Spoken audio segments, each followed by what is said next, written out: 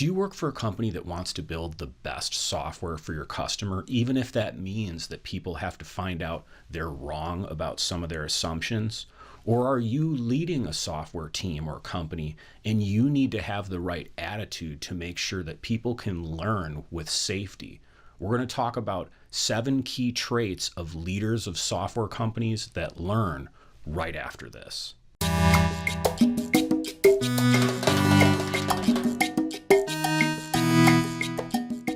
Hi, I'm Jamie, and at Healthy Software Developer, I want to help you have a sustainable career where you don't get burned out, you don't get pushed around by people that don't really understand software development, and you can just make sure you have a great career. If you watched my video yesterday about if your company feels more like a college or a factory, how that's going to kind of determine how successful they are at building the most valuable and hopefully profitable products for their customer. And also it's going to make the environment for people who work together either feel like a pressure cooker or somewhere where people can really be safe and love software development.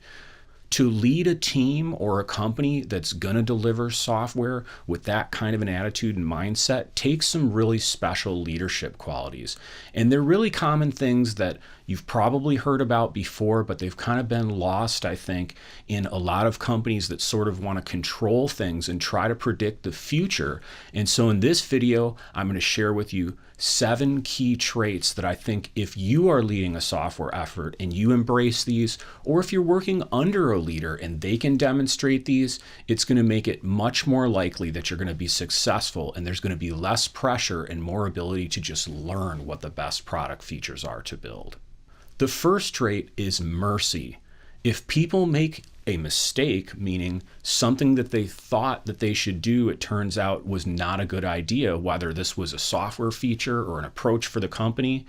a good leader at one of these companies that really wants to learn needs to be able to essentially gracefully forgive people. And this is kind of brainless if you think about it, but if you're going to be at a company that's going to have a safe environment for learning, not being merciful as a leader and getting down on people because they made a mistake or maybe they thought something was a good idea and it turns out to be wrong is just a horrible idea. It's going to shut down the culture so people actually have the courage to experiment, which is exactly what's needed to really learn what the best features are for your customer. The second key trait of a leader of a learning company is patience. If you're working at a company and you're leading that company or that team, or you have a leader above you and you're trying to put in place an environment where people can learn, having the desire to have quick and short-term results that give everyone a feeling early that they're moving in the right direction is actually going to shut down the ability that people need to just wait a little while and try a few things and be okay if it takes longer to find out if the money being spent and the effort being done by the software development team is really moving in the right direction. And when somebody doesn't have that patience, they're going to really shut down the attitude that everybody needs so they're less anxious and they're more calm, which is what they're going to need to have if they're going to be able to put forth their most brave and creative solutions. The third trait is trust. If a leader of a company that's trying to learn what the most valuable features for their software is, doesn't trust their own people and they put processes in place so they have a way of working that's always doubtful or micromanaging or critical, that's unfortunately not going to free up people to be autonomous. And people need a level of autonomy, especially in knowledge work and especially in software development, to be able to just make progress, to be able to just build things and get work done based on their own decisions. And if you're out there leading a software company or team, or you're underneath another one and you find that there's a behavior that's going on where people don't talk to that leader very much, or they just, are fearful basically of sticking their neck out and trying anything, that's probably a good chance that that safety of trust isn't really in place. The fourth key trait of a leader of a software team or a company that's really set up to learn is honesty.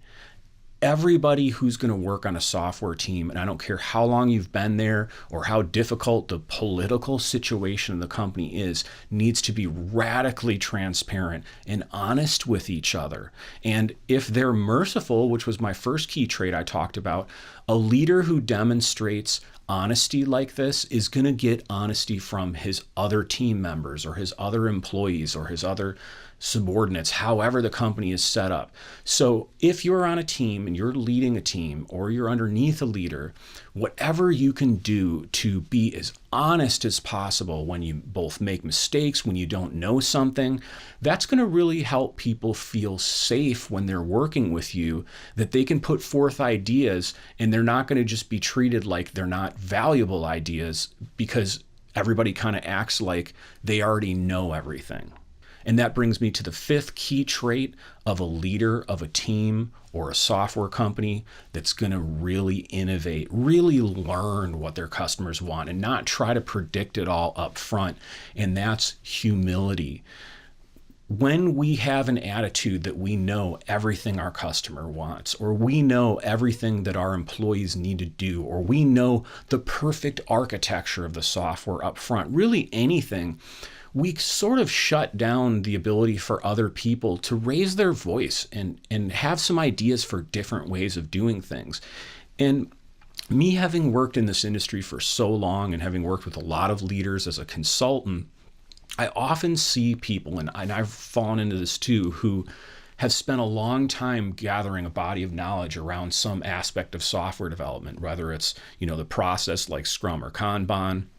or maybe it's source control or user experience or architecture, really anything. And they've gotten really knowledgeable about it. And it's great when we learn things and we become more valuable and we can avoid making mistakes with people. But if you're going to lead or be led by people who are encouraging a learning type of environment or a almost college feeling software company, then everybody, no matter how experienced they are, needs to have the attitude that no matter how experienced I am or how much I know, there's always new things I can learn that I don't know. And it could come from the most junior person in the company. It could come from a customer. It could come from an intern. It could come from anybody. So I think a leader who has humility and is able to know, I don't know everything. I may know a lot, but there's always something for me to learn, is going to inspire everybody else on your team and everybody else in your company to do their best by venturing their ideas forth, because they're not going to be looked at like, well, I don't want to really put an idea out there because he probably or she knows this already. The sixth key trait of a leader who's going to help their company or team learn is courage. Having the ability to try things in the face of doubt is so essential to being able to lead people in this way. If you don't have the ability to try things that are bold in your market, that are things that your competitors have not done, or maybe things from completely different industries that you think, why would my customer find this valuable? It seems like a good idea, but I'm worried about what the rest of the market's going to think about me. You'll probably just build boring products and software that everybody else builds because you don't really have the courage to try something truly innovative.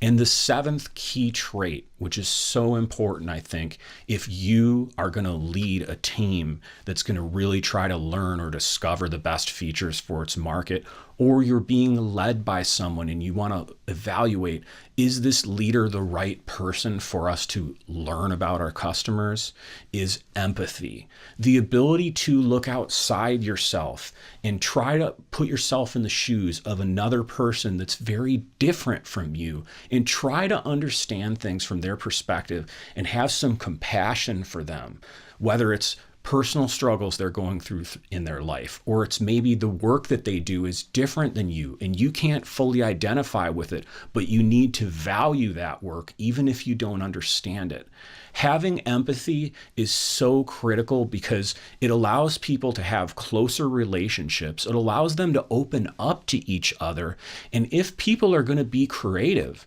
and they're going to put forth ideas so that we can try those in the industry and try those with our customers and be okay with finding out maybe some of them weren't right and have the courage to keep going. That's only going to happen if people who work together, and especially those who are in any way being led by someone else, can feel comfortable that that person has empathy and compassion for their differences.